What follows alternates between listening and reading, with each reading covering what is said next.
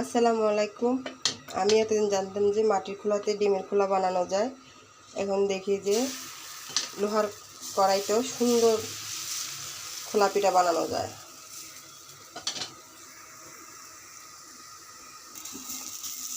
দেখছেন কি সুন্দর উঠে যাচ্ছে।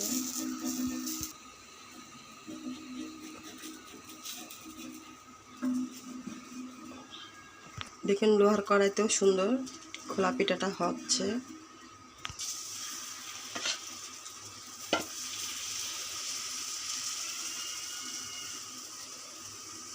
এতদিন ভুল ধারণা ছিল যে মাটির কড়াই ছাড়া হয় না খোলা পিঠা, ডিমের খোলার পিঠাটা।